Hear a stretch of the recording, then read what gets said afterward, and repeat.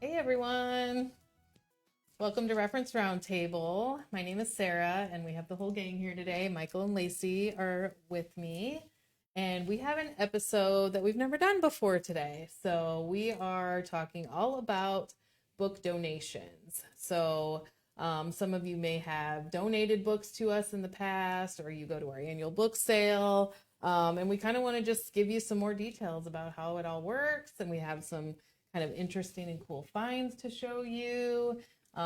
Just an array of things all about our book donations and media. We get all kinds of things donated to us. It's more exciting than it sounds. Yeah.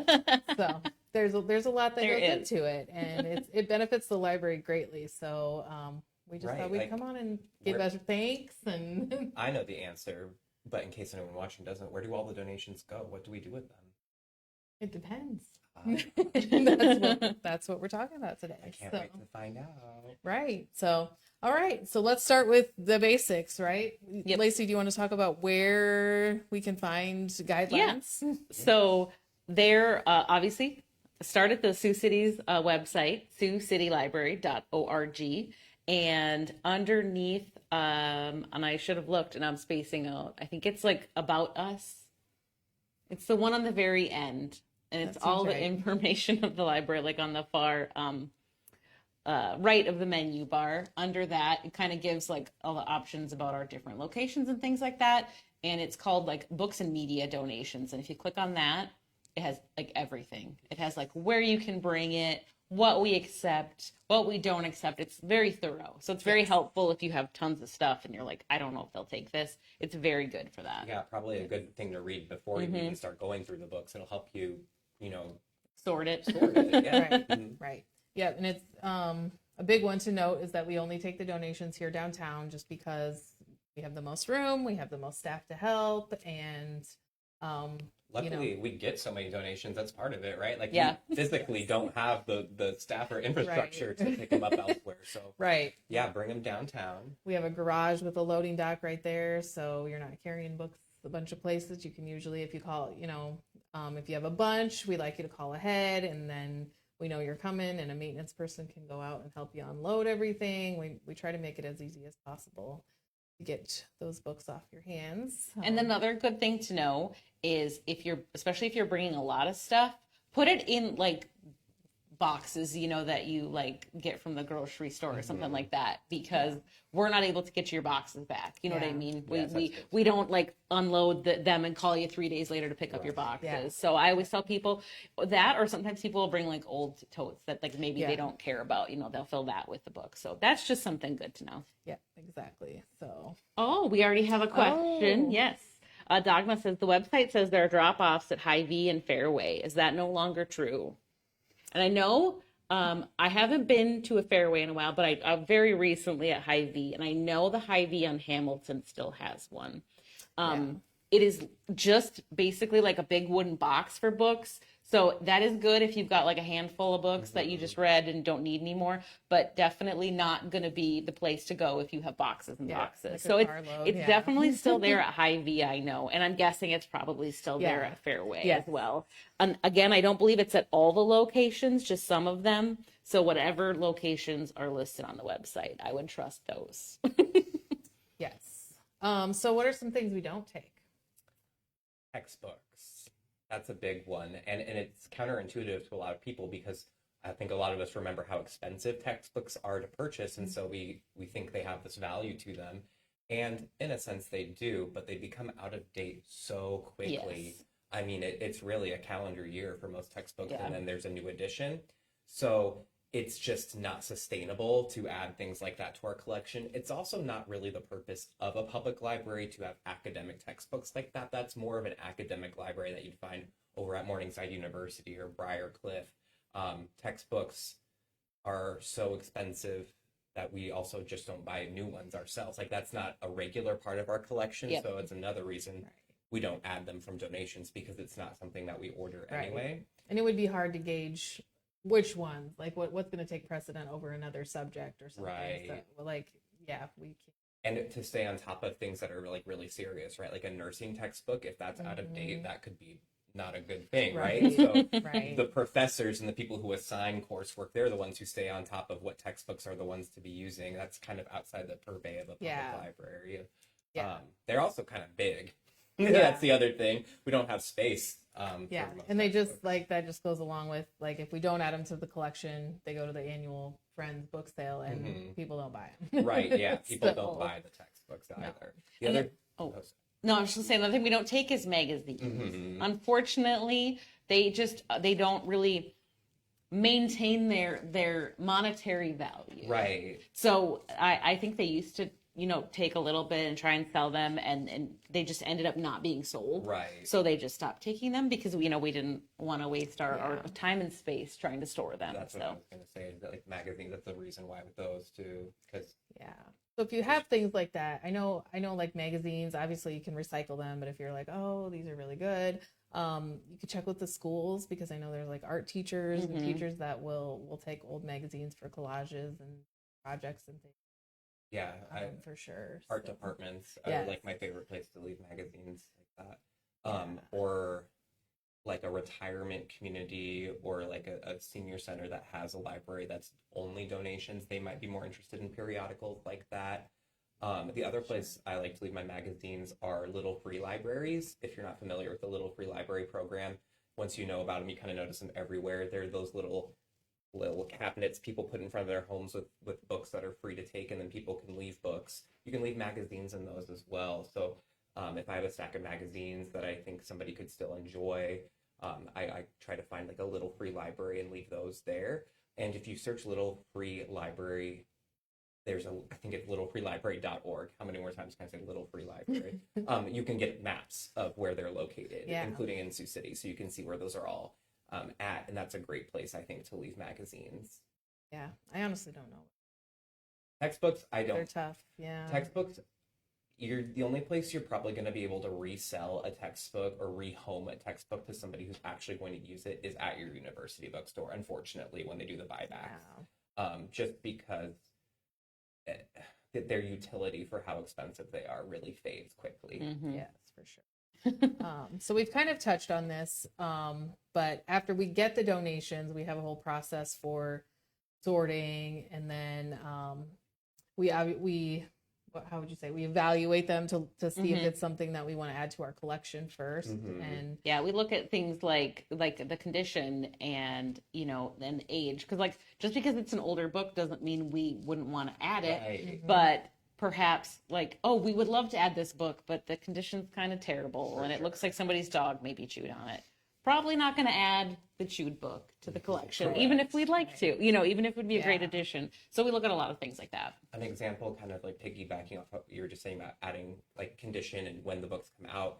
I can remember not too long ago, somebody donated a bunch of classic novels, classic works that were in really good condition. So these were older titles, right? Like books that had been published a long time ago. But the condition was so nice, and a lot of these were classics that we were maybe missing. So the things like that enable us to fill holes in our collection if they're in good condition and it's something that we need in the collection. But it is good to know, I think, just for transparency's sake, that when you're dropping stuff off to donate to the public library, it is not a guarantee that it will be added to the collection. And people have really good intentions, and I hope I don't offend anyone, but there's people who, like, when they donate their collection of books to the library, think that will automatically go into the library's collection and that they bequeath their books to the general public, which is a noble thing to want to do, of course. But that's just not the case. And there's just a variety of reasons for that. If we let everybody donate what they wanted in the collection would start to look we wouldn't have any space. very strange. It would be overflowing, and it wouldn't be balanced. There's just a variety of reasons, none of which are personal, mind you. Right. That not every book gets put in the collection. It really is, just kind of part of a librarian's job to assess what the collection needs. Yes. But if we don't add them to the collection, then a lot of you probably know about the big annual book sale that we have every spring, put on by our friends of the Sioux City Public Library, and it's a board, I would say, like a volunteer organization that puts that on, and we have volunteers that come and sort the books into the categories and box them all up and store them throughout the year to get ready for that sale. So, and these are like thousands and thousands of boxes of books. They do so much work. I'm sure if you've ever been to the book sale, you've seen the stacks and the piles. I hope you've been to the book sale, if not, because it truly is a year's work for that, like couple weeks that they are actually putting that sale on. So they put a lot into it, and we really appreciate what the Friends of the Sioux City Public Library do with this book sale, because the money they earn from that is what we're able to then use for, collection development, for new displays. A lot of it goes to our awesome summer reading program as well. They pay for a lot of the really cool prizes that we give to the kids that come in and read and attend. We wouldn't be able to do summer reading without their help. Yep. You know what else we wouldn't be able to do without their help? I'm pretty sure the setup we have in here. Yes. You can't see much of it, but the lighting, the camera, all the microphones, all of the tech that we're using now with this new setup was purchased by the Friends of the book sale. Right. So you can feel really good when you donate a book to the library and then we use it in the sale because you've like double donated there. Right. Yep. It's critical. It really is. So we're lucky that we have people donating year round and that we have folks who are volunteering to take on those donations. Yeah. So luckily we don't add everything to the collection because then we can sell the books and it benefits the library just. Well, and there are some things that we don't have in the collection, like vinyl records with music, but we do have vinyl records at the book sale. That is a very popular collection that people purchase at the book sale. One thing that I think may be good to note now, since we have this new library of things, which hopefully you've had time to explore, we also don't take donations for that. So we don't take board games, little tools for the library of things like that. Once again, logistical reasons. If you think it through long enough, you'll probably see the reasons. Yeah. Well, I think we should look at some of the cool things we brought. We went in and collected some things that, I don't know, just a wide variety of things. I think most, if not all of them, have come in this week. Yes. I mean, I think they're all things that have been very recently donated. Yeah, that could be. I did grab a couple local history things, and I'll talk about them. Go ahead. Show us something. Okay. Well, this looks about my reading level. So this is a board book. Tells me someone maybe grew out of it. Maybe you have a little at home who is aged out of their board books, but you can pass them on to somebody else. This is Pika Flat Moo, written by Jay Garnett and illustrated by Joy Stewart-Wald. And it is a super cute Lift the Flaps board book. Kids love those. Yeah. They're so fun. So playful. So interactive. Yeah. Cool. Put that back. There you go. So even something like a board book. We'll take those. I'll just grab these local history ones now since it's me. These are great. We will take anything local, honestly, because sometimes they get, there's a limited run from the publisher. Like this book is a George Lindblade. It's called Clicks, and it has a collection of his photography throughout the years. And, it's a local book, so it may not be, published indefinitely. So whenever they put aside the local history books for me, I keep a little collection just down in my office so that if one of our copies gets damaged or not returned or something like that, then we have a backup. Yep. So anything that you have local, we love. It's really easy to reorder, like James Patterson books. But, like you said, limited run things, sometimes you can't get it anymore. Or if you can, you're going to have to pay, a used bookseller like $300. Yeah, exactly. So we love that. I love that anyway. We get this a lot too, the Sex Crime Panic book. We get a lot of copies of that, and I like to add those, especially more copies to check out and circulate. Is that where the yearbooks come from too? Yep. We love yearbooks. I love yearbooks because they're really hard to come by. So speaking of limited publishing runs, that's very limited. So those are always great donation ideas. This one is a very, very much an older title. This is A Little Women by Louisa May Alcott. and I'm going to say early 1900s for this. It's 1880. Ooh. It's actually in really pretty decent condition, but it is pulling a little bit at the spine, unsurprisingly, for something well over 100 years old. So like this is not something we would add to our collection. You know, it's just not sturdy. It's not going to hold up. But people love to collect old books. Yes. They're cool. Obviously, it's a very important title, and they look cool on your I bookshelf. was gonna say, even like a decor. This is like a decor idea, honestly. It's such a good example of something that is so cool and that I love seeing in the donations, but like we can't add it to the collection. We Right. still appreciate receiving them though, because like you were saying, this will sell at the book sale. There's a For little sure. woman fan who's gonna be so excited to find Very that. cool. Back to me. Yeah. This is a newer title in pretty good condition. It's Lucy Foley's The Midnight Feast, and it has these really cool bright green sprayed edges, which are so trendy at the moment. So I'm making up a story about this book. I don't know who donated it, but I know a lot of you are probably parts of book clubs. This looks like it could have been perhaps a book club book that somebody bought for their book discussion, finished, and they didn't want it anymore. That's fine. Bring it to the library. If you finished it in your book club and want to pass it on, this is a great place to do that. I have no idea if that's the story behind this or not, but I do know I almost sometimes I can tell like when a book club has finished a book, and a lot of them appear in the Oh. donations. So I bet. that's my little story for this one. The edges are really bright. That is cool. Cool. Okay, this one I just thought looked super cool. It's called Floyd Clymer's Historical Scrapbook Early Advertising.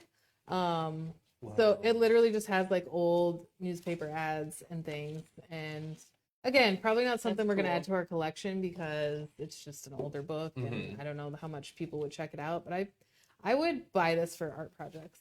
Yeah. Yes. Like for collages and different things, because it's just super cool. And like, you know, it's hard to come by old newspapers and things now, but a book like this, Got it all in one place. It's you using this as inspiration for one of your displays, like the graphic True. design. Yeah. You kind of like to do that vintage touch with your displays. yeah, And that's like, this could be a good resource for that. yeah. But what a cool find to come across that at the sale. This one captured my attention right away. It is Mountaintop Mystery by Gertrude Chandler Warner. And if that name is familiar to you, it's because she's the Boxcar Children author.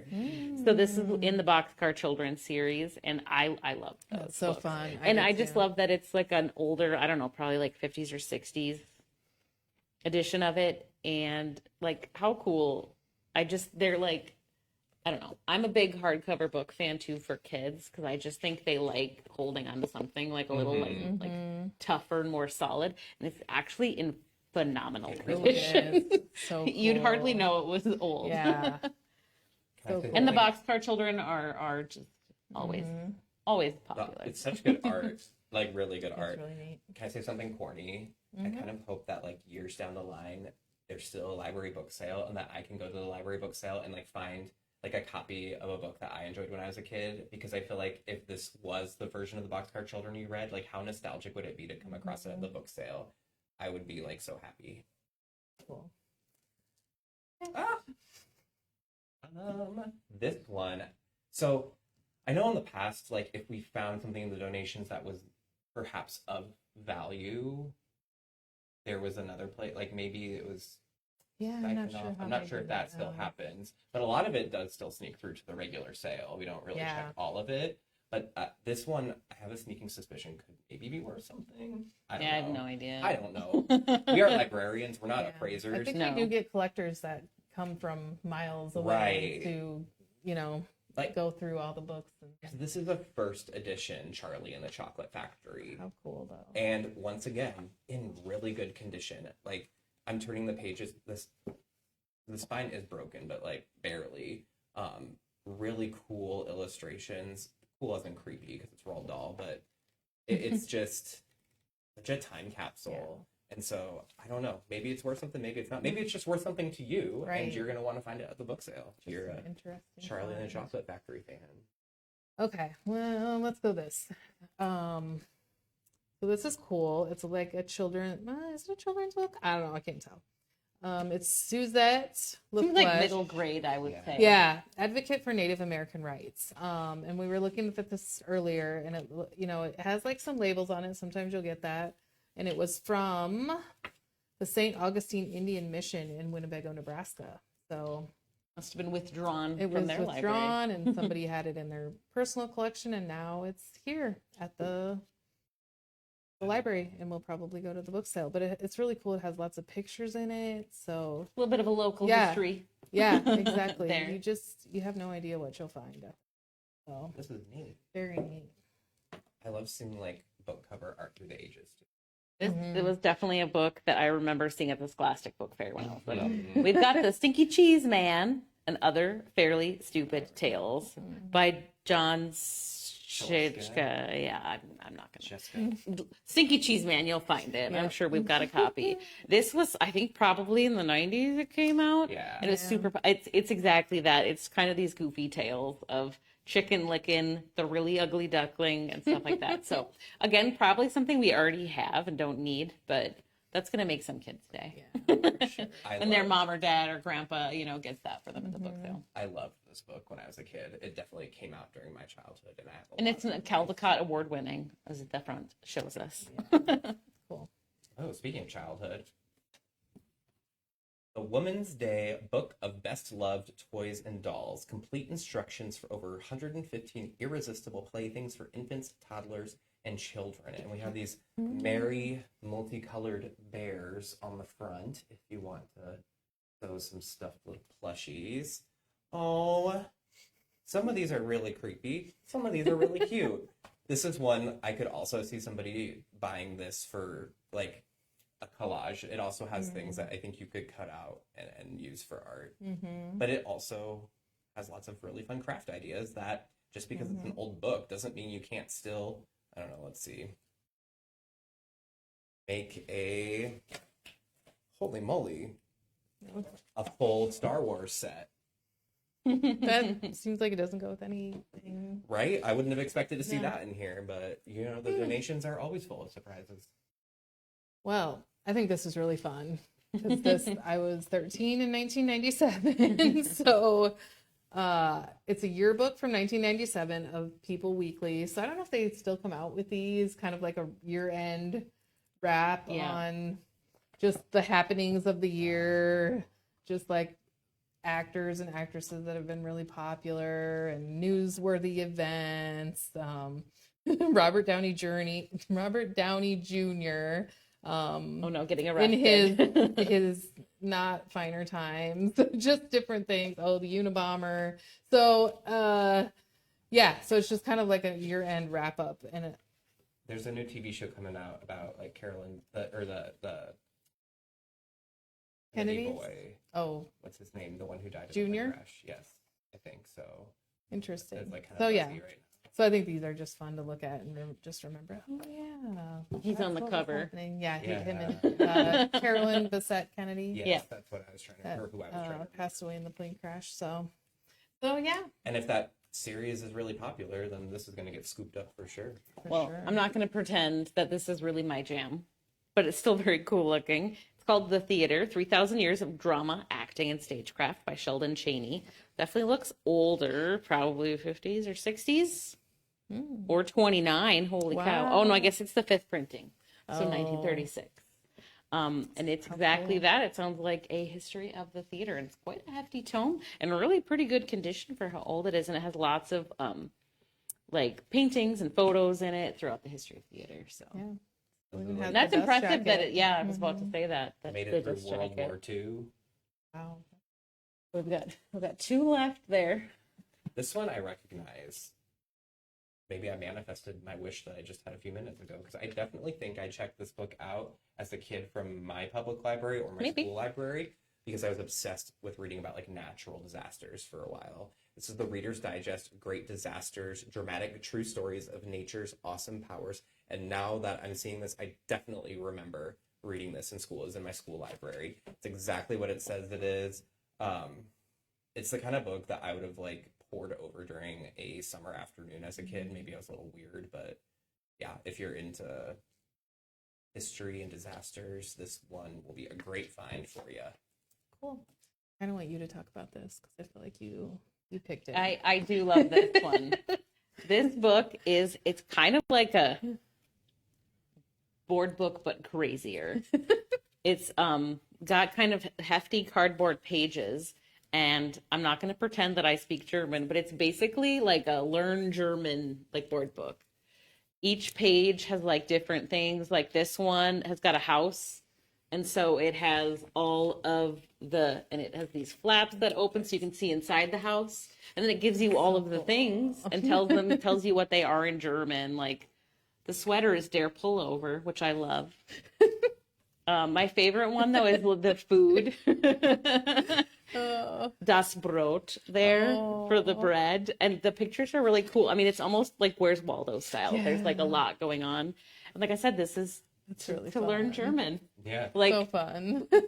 when I saw that, I was like, well, I wouldn't have expected that to come into the donations. But how fun. I mean, even if you're an adult and you want to practice your German vocab, you don't have to be a kid. Just goes to show we get quite the variety Everything. of like everything. Yeah, every kind of book, every age, From the 1880s to today, that's Yep. not what we look at just as one little group of books. It's so the donations are so interesting to me. They are. So And there's one more way that you may be able to get your hands on a donation before the book sale for free. Oh yeah. So thank you for the segue. If you enjoyed doing the Sioux City Public Library's Library Bingo Challenge during summer reading, we've done that I think 2 years now for summer reading. Folks really like doing library bingo, and so we wanted to honor that, and we're going to keep going throughout the years. So library bingo is still going on. We will have new cards soon. I'm going to keep refreshing them periodically. But if you like doing that during the summer, please come back and do some more bingo cards. We have new ones. You can pick up your bingo card at any library location, but you do need to complete or bring your completed bingo cards to the downtown library. That's where you'll turn them in to get your prize, because the prizes are free books that come from the donation. So we have a cart upstairs, and they are all the books that you get to kind of like thumb through, just like you're at a used bookstore after you complete your bingo, and you can choose one to take home with you. So it's another way to kind of get your hands on a donated book. Definitely. So yeah, bingo cards are out. Grab one, and then you'll get a book. You won't even have to wait until usually April, I think is when they usually do the April. book sale. So yeah. Yeah, cool. So yeah, just thanks again to everyone that donates. No matter what, it benefits the library, and we appreciate it so much. So definitely check out those guidelines. If you can't find it on the webpage, give us a call. We can walk you through some things over the phone and all that too. So What I guess I should also say thank you to everyone who came out to trivia last night. I'm a little sleepy today because we had a lot of fun at BA's. Lacey and I were there. We did Library Card Sign Up Month trivia. I know I saw a few Reference Roundtable viewers there. So always great to see y'all out in the real world, and keep your eyes peeled. We'll do trivia again. But thank you all for a lovely night of trivia last night. all right. Well, with that, we are finished. I don't know what we'll do next week, but we'll be here at 3:30 on Thursday like usual. So hopefully you join us then, and have a good rest of your week. see you later. Bye, everyone.